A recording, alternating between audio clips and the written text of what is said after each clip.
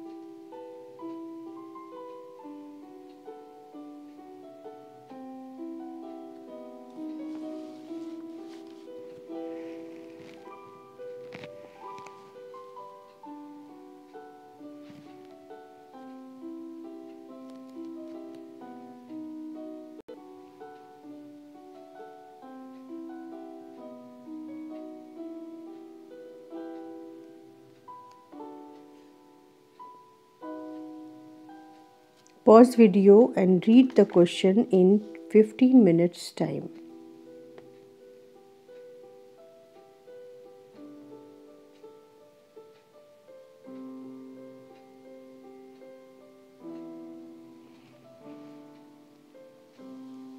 And after that we will discuss solution one by one.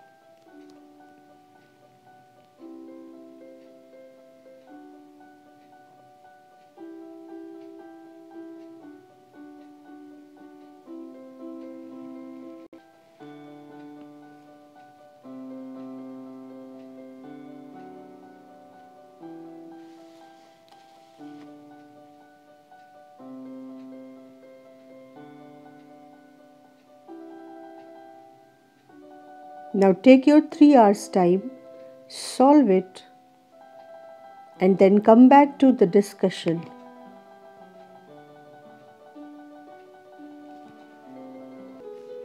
Now let us start with the first question of section A. First section of your board paper will be of 12 marks and each question will carry 1 mark. So here also we are having one question with 2 parts and each part carries 1 mark. So the first part of the first question is the dimensional formula of gravitation constant. That means you are supposed to write the formula, and then since the 2 marks question, so first part is the calculation part. You have to show the process through which you are finding the dimensional formula of gravitation constant. तो वैसे भी आप board में ये rule समझ कर चलिए कि आपको 1 मार्क फॉर्मूले का असाइन रहता है. तो आपने 1 मार्क का फॉर्मूला लिखा, उसके बाद डायमेंशनल फॉर्मूला ऑफ जी, तो इस तरह से स्क्वायर ब्रैकेट्स में उसको लिख कर तब आप dimensional formula of G is equal to dimensional formula of F, dimensions of r square, dimension of m1 and m2. फिर इनकी डायमेंशंस लिख के और तब आप आंसर लिखेंगे. आंसर को बॉक्स में करके उसे आंसर लिखिए. तो ये जो लिखने का रिप्रेजेंटेशन का तरीका है, बहुत कम बच्चे रिप्रेजेंटेशन के सही तरीके को जानते हैं. आपको कैसे फॉर्मूला लिखना है और फिर जब आप डायमेंशन की बात करें तो रिप्रेजेंटेशन बिल्कुल यहाँ से चेंज हो गया है. इसको बहुत ध्यान से देखेंगे बच्चे और ये मान के चलिए कि आपको ऐसे ही लिखना है अगर आप चाहते हैं कि आपके मार्क्स बहुत अच्छे आप स्कोर करो बोर्ड में. नेक्स्ट क्वेश्चन है right 2 factors on which friction depends. 2 factors, so 1 mark for each factor. तरीका क्या है देखिए, पहले फॉर्मूला लिखा और अब आपने दोनों फैक्टर्स मेंशन कर दिए. फॉर्मूला लिखने का भी तरीका समझो. जब फॉर्मूला लिखते हैं तो सिंबल एक्सप्लेन करना मस्ट होता है. तो बोर्ड हमेशा आपके रिजल्ट के बाद एनालिसिस ऑफ रिजल्ट पब्लिश करता है. आप बोर्ड की वेबसाइट पे जाइए और मैं भी एक डेडिकेटेड क्लास इस एनालिसिस को लेकर दिखाऊंगी कि कैसे बोर्ड आपको बताता है कि आपको कहाँ पर क्या गलतियों पर क्या मार्क्स डिडक्ट हो रहे हैं. तो सबसे पहले आप फॉर्मूला लिखते समय जो सिंबल्स यूज़ हैं वो ज़रूर लिखेंगे, और फिर ये नेचर के लिए है दोनों सरफेस के, और normal reaction force. So this is the right way to write your answer. Third question में डायमेंशनल एनालिसिस के 2 यूज़ पूछे गए हैं, मतलब एक यूज़ का एक नंबर. तो यहाँ मैंने सभी इम्पॉर्टेंट यूजेस लिख दिए हैं, आप इनमें से कोई 2 यूज़ लिख सकते हैं.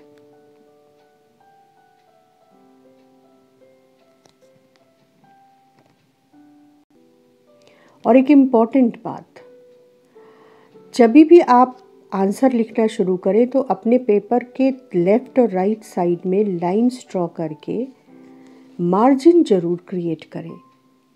ये आपके रफ वर्क के लिए भी है और ये एग्ज़ामिनर के मार्क्स लिखने के लिए भी है. तो एग्ज़ामिनर लेफ़्ट या राइट मार्जिन पर मार्क्स लिखता है, और जो रफ आप पीछे के पेजेस में जाकर करते हैं वहाँ से आंसर या डिजिट्स लेकर यहाँ वापस आने में कई बार आप गलत डिजिट्स कॉपी करते हैं.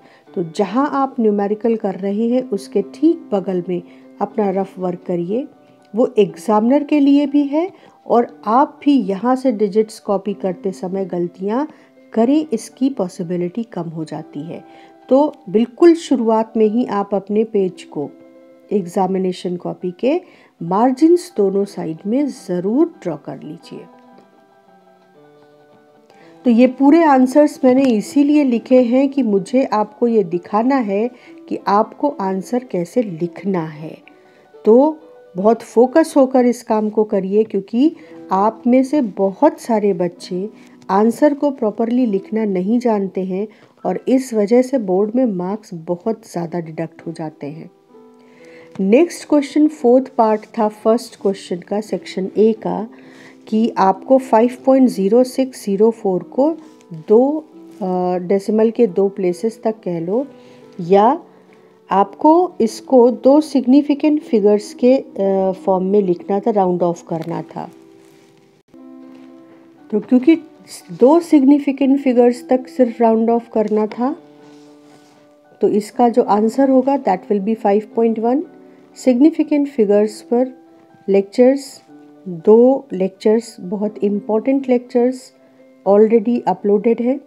तो अगर यहाँ पर कंफ्यूजन है तो वो क्लासेस लेकर फिर इस क्वेश्चन को वापस अटेम्प्ट करो. नेक्स्ट क्वेश्चन में मोमेंट ऑफ इनर्शिया को डिफाइन करना है. तो मोमेंट ऑफ इनर्शिया को डिफाइन करने का एक जो थोड़ा सा रॉ वे है, that is I is equal to mr square, इस फॉर्मूले का यूज़ करके. लेकिन जो बेटर वे है that is using the formula of torque.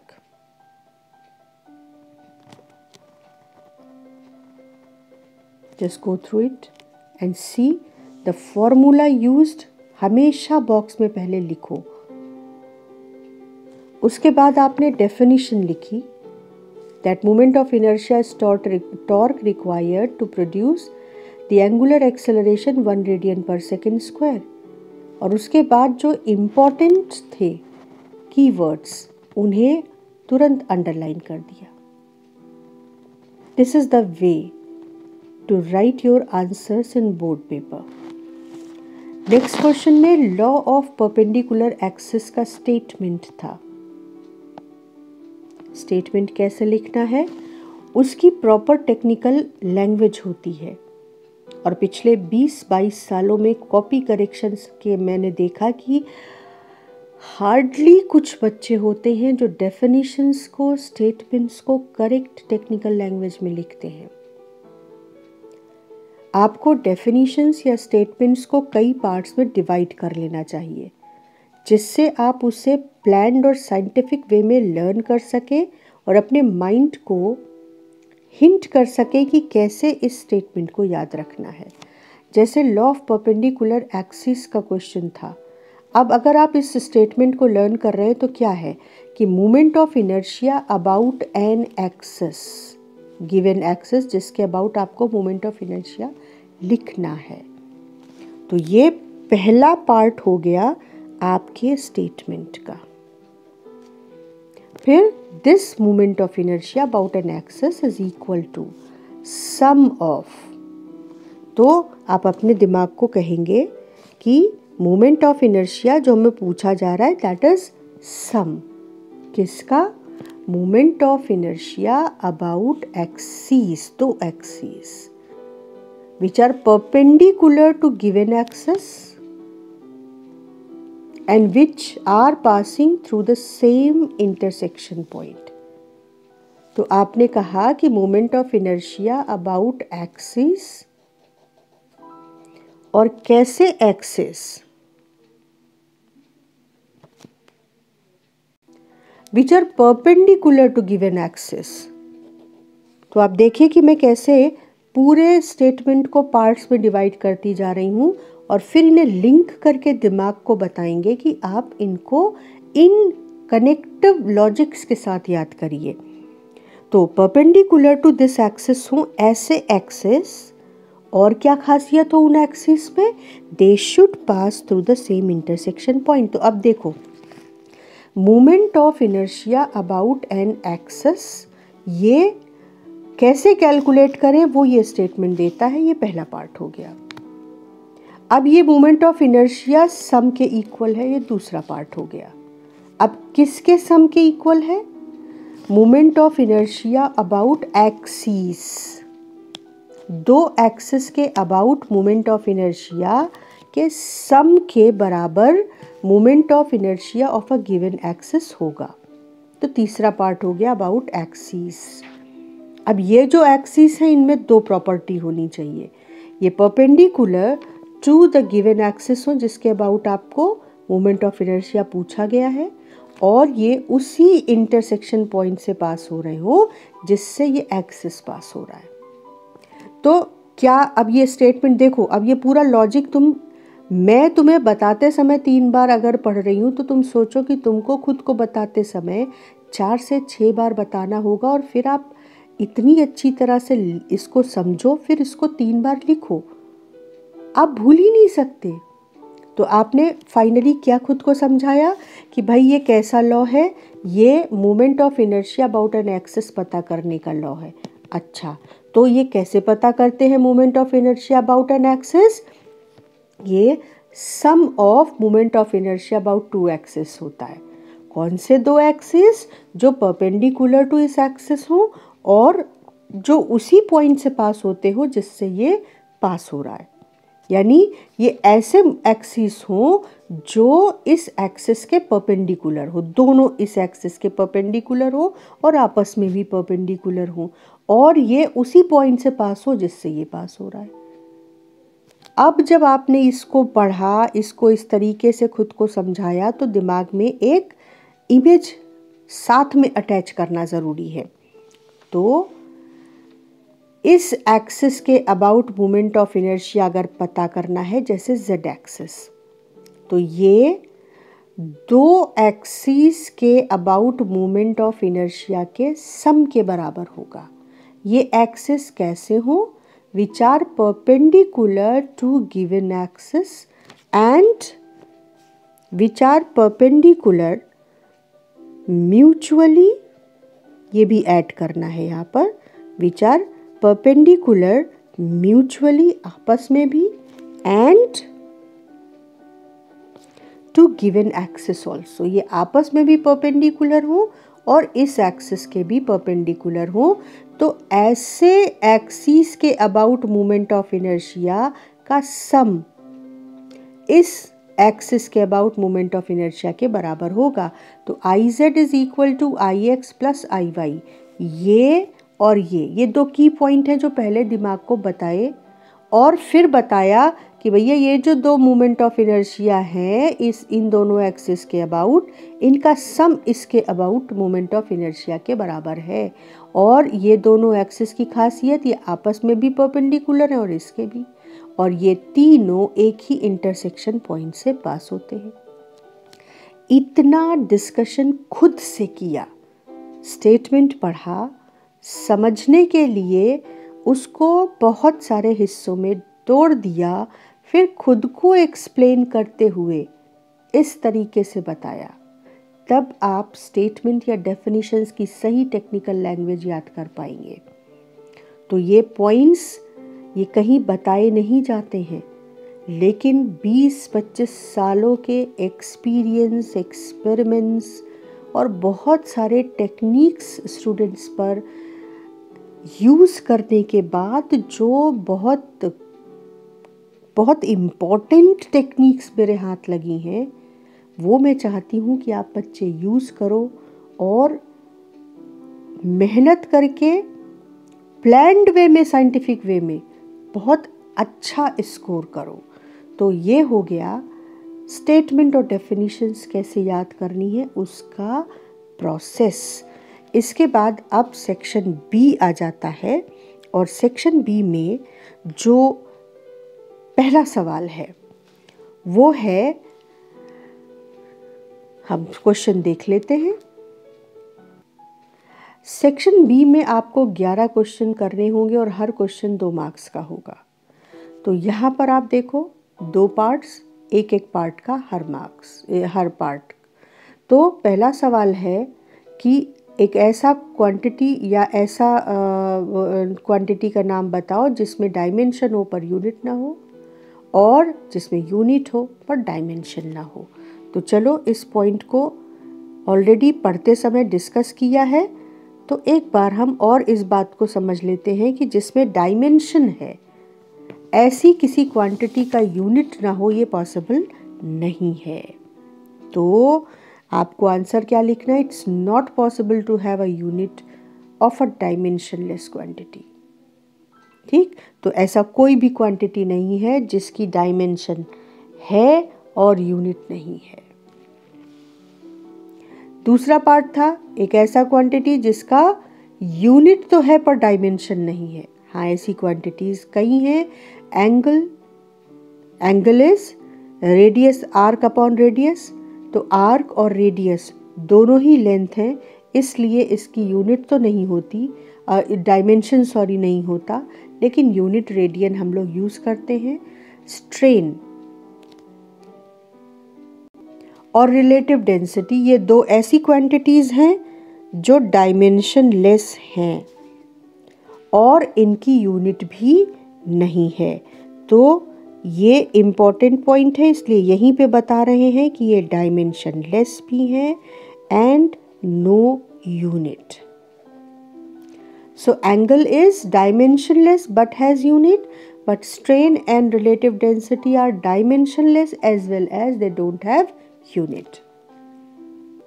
अब बोर्ड के पैटर्न के अकॉर्डिंग जो आपका सेक्शन बी है उसमें आपको इंटरनल चॉइस 2 क्वेश्चंस में मिलेगी। जैसे क्वेश्चन नंबर 2 में और क्वेश्चन नंबर 3 में इंटरनल चॉइस। तो इंटरनल चॉइस नॉर्मली एक ही टॉपिक के 2 क्वेश्चंस में मिलती है। तो क्वेश्चन नंबर 2 में इंटरनल चॉइस मिल रही है, you have to find the quantity which has dimension same as work, so that is torque और एनर्जी। तो 2 मार्क्स का क्वेश्चन है, तो आपको यहाँ पर टॉर्क का फॉर्मूला लिखकर ये दिखाना है कि इसका डायमेंशन वही है जो वर्क का है, और एनर्जी भी ऐसा ही एक क्वांटिटी है जिसका डायमेंशन वही होता है जो वर्क का होता है। नेक्स्ट क्वेश्चन पर आते हैं। नेक्स्ट क्वेश्चन है, पहला पार्ट चॉइस में you have to find angle between 2 vectors A B, जबकि कंडीशन क्या है? A dot B is equal to magnitude of A magnitude of B. और दूसरा है find angle between A and B such that A cross B का magnitude of A और magnitude of B के बराबर है। यहाँ डॉट प्रोडक्ट ए बी के बराबर है, यहाँ क्रॉस प्रोडक्ट का मैग्नीट्यूड ए बी के बराबर है। तो इन दोनों क्वेश्चंस को इस तरह से सॉल्व करेंगे।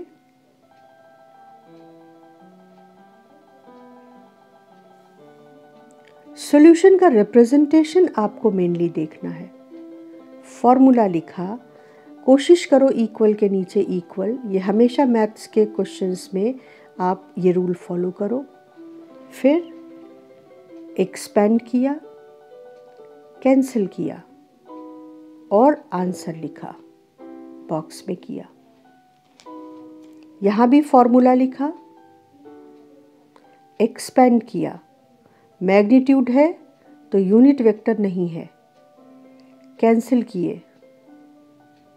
थर्ड स्टेप में sine theta equal to 1, theta equal to 90।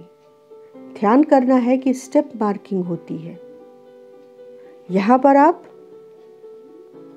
cos theta is equal to cos 0 इसे भी मेंशन करिए, और यहाँ पर मेंशन करिए sin theta is equal to sin 90। Step marking होती है बोर्ड में, स्टेप्स आप जंप करोगे मार्क्स कटेंगे। तो sin थीटा sin 90 तो थीटा 90।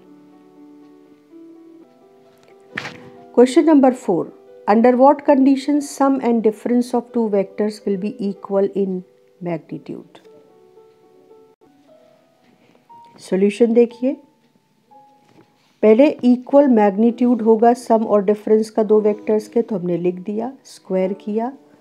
अब जब स्क्वायर किया तो हमें पता है कि वेक्टर ए का स्क्वायर मतलब vector A dot vector A. ये प्रॉपर्टी यहाँ यूज़ की, देखो, इसको A plus B dot A plus B, इसको A minus dot B A minus B, और उसके बाद इनको डॉट प्रोडक्ट को ब्रैकेट ओपन करके एक्सपेंड किया। जो कैंसिल हो रहा था उसे कैंसिल किया।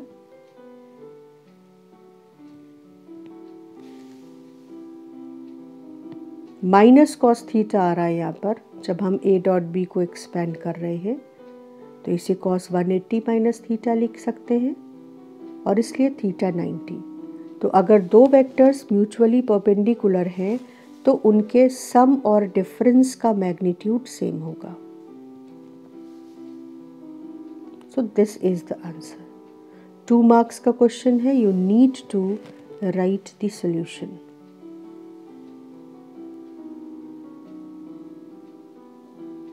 अच्छा सवाल था, वीडियो पॉज करके इसके सॉल्यूशन को समझना है।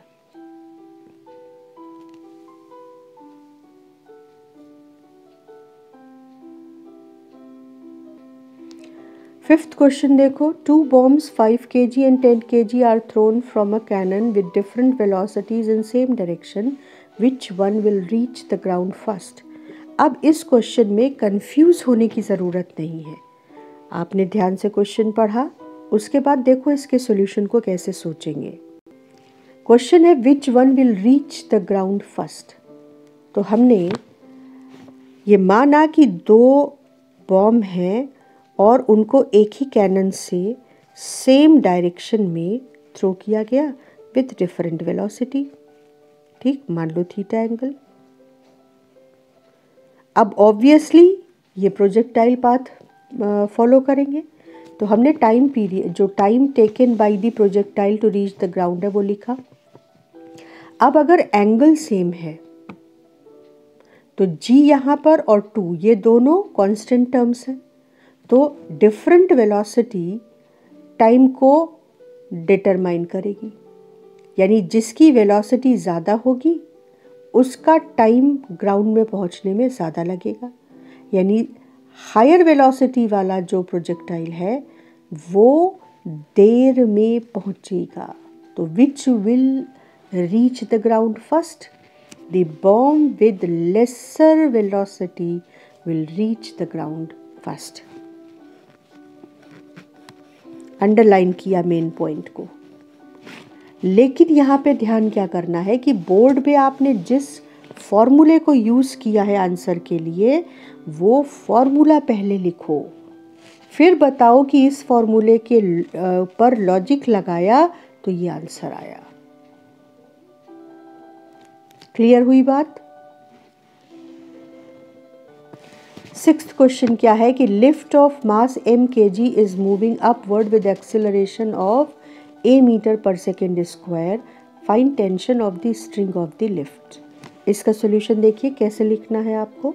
नॉर्मली बच्चों को ये बिल्कुल भी रियलाइज नहीं होता है कि Newton's laws of motion, friction, mechanics का सवाल है तो डायग्राम बनाना है आपको, डायग्राम लिफ्ट का बनाया और उसके बाद tension force, gravitational force, pseudo force.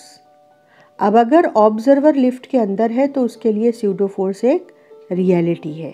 अगर ऑब्जर्वर ग्राउंड से देख रहा है तो उसको स्यूडो फोर्स से कुछ लेना देना नहीं है।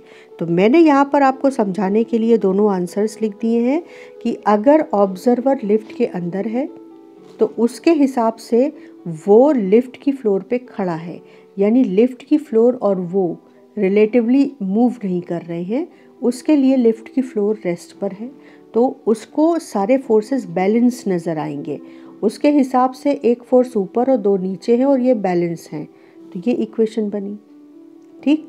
और अगर ऑब्जर्वर बाहर ग्राउंड पर है तो उसे दिखेगा कि एक टेंशन फोर्स ऊपर है, mg नीचे है और लिफ्ट ऊपर जा रही है, मतलब टेंशन mg से बड़ा है, तो उसके हिसाब से T minus mg equal to m है और उसके लिए भी टेंशन फाइनली वही आएगा जो ऑब्जर्वर अंदर से देख रहा है तो टेंशन फील हो रहा है। तो ये है सॉल्यूशन क्वेश्चन नंबर 6 का।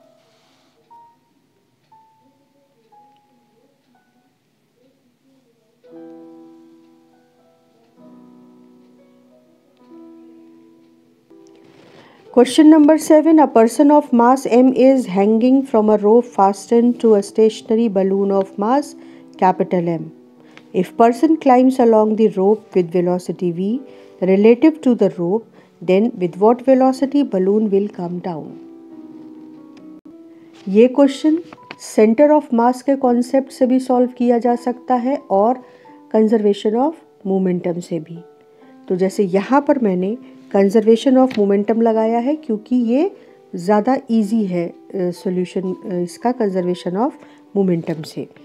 तो क्वेश्चन क्या कह रहा है कि एक बलून है और एक आदमी उससे हैंग कर रहा है, ठीक, और ये हवा में इक्विलिब्रियम में है, बलून और आदमी इक्विलिब्रियम में है।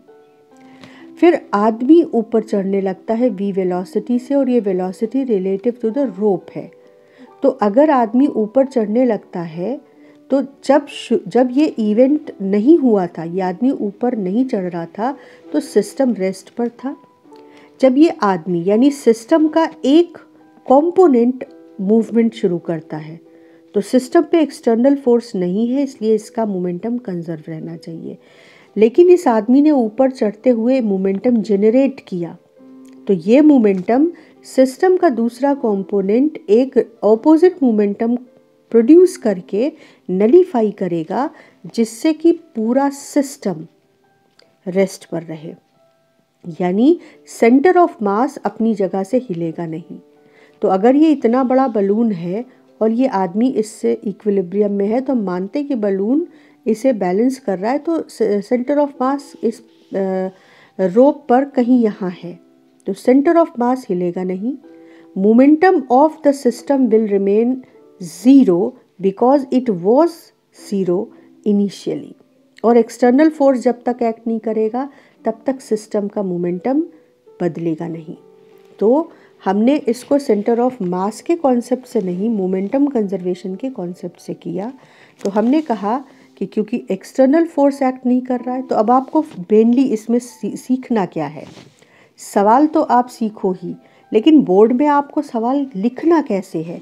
पहले आपने डायग्राम बनाया, दोनों कंपोनेंट्स दिखाए, उनकी वेलोसिटीज़ को दिखाया, क्योंकि आप कंजर्वेशन ऑफ मोमेंटम अगर यूज़ कर रहे हो तो आप दिखाओ कि अगर आदमी ऊपर जा रहा है तो बलून नीचे आएगा, और ये दोनों मोमेंटम एक दूसरे के अपोजिट होकर कैंसिल करेंगे। सेंटर ऑफ मास मान लो यहाँ पर है, तो अगर हम सेंटर ऑफ मास का कॉन्सेप्ट यूज़ करते तब इस मेथड को भी, इसको, इस क्वांटिटीज़ को, इन क्वांटिटीज़ को यूज़ करते। नहीं यूज़ कर रहे हैं तो ये लिखने की ज़रूरत नहीं है, आप सिर्फ ये दोनों और ये दोनों क्वांटिटीज़ दिखाइए, ठीक। और उसके बाद आपने मेंशन किया कि एक्सटर्नल फोर्स एक्ट नहीं कर रहा है, इसलिए centre of mass at rest रहेगा और मोमेंटम ज़ीरो रहेगा। ये आप तब लिखेंगे जब आप सेंटर ऑफ मास को रेस्ट पे रखकर उस लॉजिक से सॉल्व करेंगे सॉल्यूशन। और अगर आप मोमेंटम कंजर्वेशन, तो आप ये पॉइंट लिखेंगे कि momentum produced by the person must be neutralised by the momentum produced by the balloon. तो अब बहुत सिंपल है, अगर आदमी का मोमेंटम ऊपर की ओर है तो बलून का मोमेंटम नीचे की ओर होगा और मैग्नीट्यूड ऑब्वियसली इक्वल होंगे, तो पर्सन का momentum should be equal to balloon का मोमेंटम। इससे जो बलून की वेलोसिटी है वो मिल गई। तो असल में आपको अगर मोमेंटम कंजर्वेशन आपने यूज़ किया तो ये लाइन लिखने के बाद ये 2 स्टेप्स लिखने चाहिए। ये प्रॉपर तरीका है सॉल्यूशन देने का, और साथ में ये डायग्राम।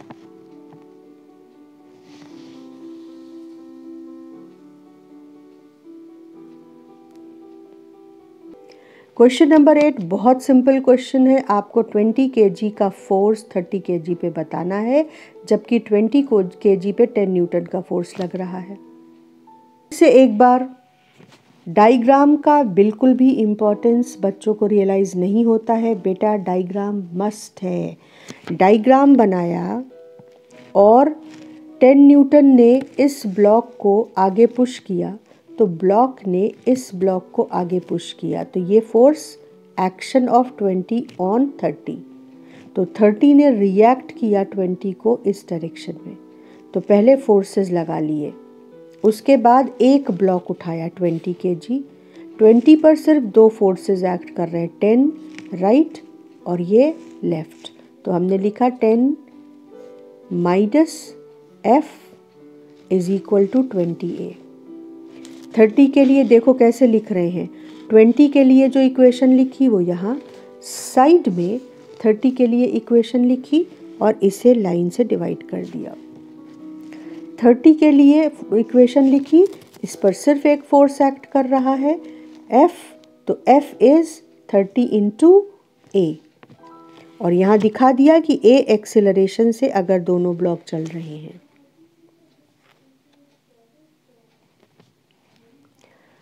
इसके बाद इन दोनों इक्वेशंस को सॉल्व करेंगे, तो ऑब्वियसली आप F की वैल्यू यहाँ से उठा के यहाँ रख दीजिए। एक्सेलरेशन आ गया, एक्सेलरेशन की वैल्यू यहाँ रख दीजिए, F की वैल्यू आ गई। ये प्रॉपर तरीका है सॉल्व करने का। और दोनों ब्लॉक सेम एक्सेलरेशन से चलेंगे तभी तक ये कांटेक्ट फोर्सेस पिक्चर में है। तो ये दोनों सेम एक्सेलरेशन से चल रहे हैं, ये बिटवीन द लाइंस ऑलरेडी लिखा हुआ है।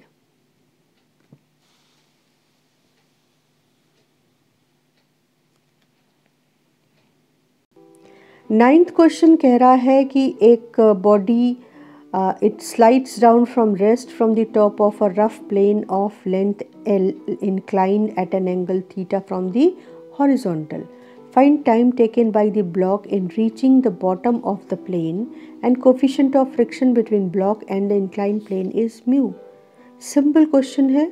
एक बार फिर मैं मेंशन कर दूं, डायग्राम इज अ मस्ट, नहीं तो आपके मार्क्स डिडक्ट होंगे।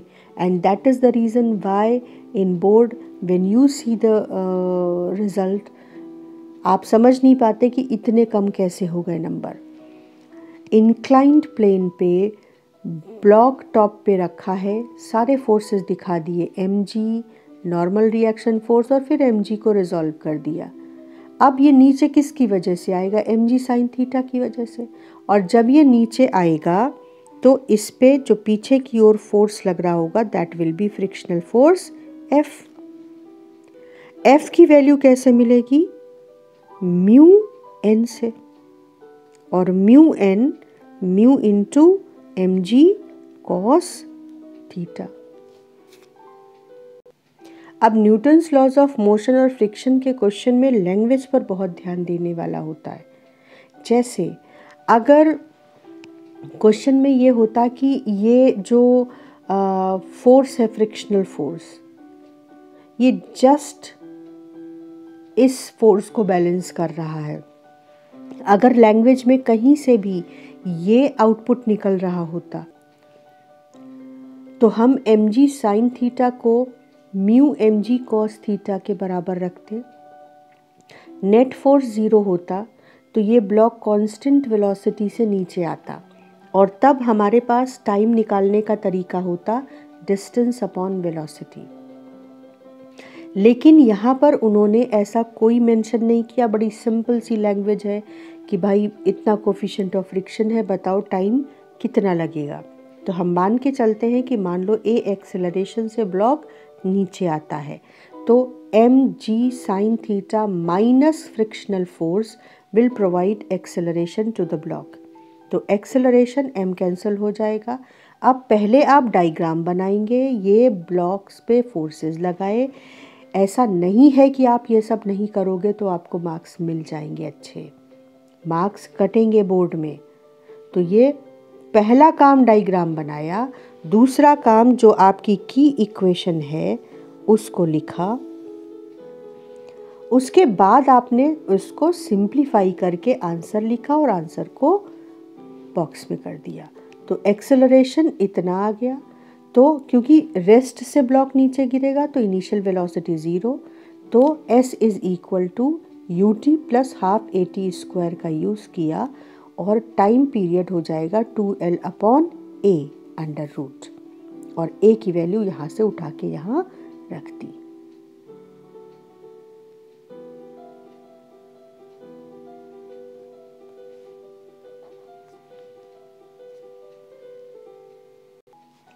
अब 10th क्वेश्चन है, to difference between centripetal and centrifugal force. और 11th क्वेश्चन है कंजर्वेटिव फोर्स की डेफिनेशन और एक एग्जाम्पल। ये बहुत सिंपल क्वेश्चन है। Centripetal force is a real force, centrifugal force is a pseudo force. Direction of centripetal force is towards the centre of the circle and direction of centrifugal force is away from the center of the circle. While answer number 11, इसमें भी मैंने हमेशा हर साल देखा है most of the students write कि those forces which do not depend upon the path of the motion, path of the displacement, those forces which do not depend upon the path। बेटा forces path पर depend करते नहीं हैं, work done by these forces does not depend upon the path of the displacement. बिल्कुल ही nonsense हो जाता है जब आप लिखते हो those forces which does not depend upon the path. ये बिल्कुल नॉनसेंस डेफिनेशन है। तो बेटा याद रखिए, force whose work done does not depend on the path of the displacement. Underline करिए इस पॉइंट को अपने दिमाग में भी और एग्जाम कॉपी में भी। So those forces are known as conservative forces और example gravitational force, electrostatic force. तो ये आपकी प्रॉपर डेफिनेशन है। डेफिनेशन और लॉस के स्टेटमेंट मैं फिर मेंशन कर दूं, बहुत कम बच्चे ऐसे मुझे मिलते हैं जिनकी कॉपी में ये टेक्निकली राइट लैंग्वेज लिखी हो। That is why I am writing all the answers for you, so that you can go through it and you can properly observe the how I am writing the answers। Answer number कितना clear मैंने लिखा हुआ है। 2 answers के बीच में मैंने 2 lines का gap छोड़ा है, जिससे 1 लाइन के आंसर्स एक दूसरे में मर्ज हो जाएं और आपका कोई आंसर अनकरेक्टेड न रह जाए। और question number 12, Question number 12 is saying, what do you understand by elastic collision? फिर से definition, statement, language पर ध्यान दीजिए। Collision in which both momentum and energy remains conserved is called elastic collision। तो conservation of momentum and conservation of energy दोनों hold करती है। ये main 2 की point है elastic collision के। तो हमने सेक्शन ए और सेक्शन बी डिस्कस कर लिया है, सेक्शन सी और सेक्शन डी अगली क्लास में।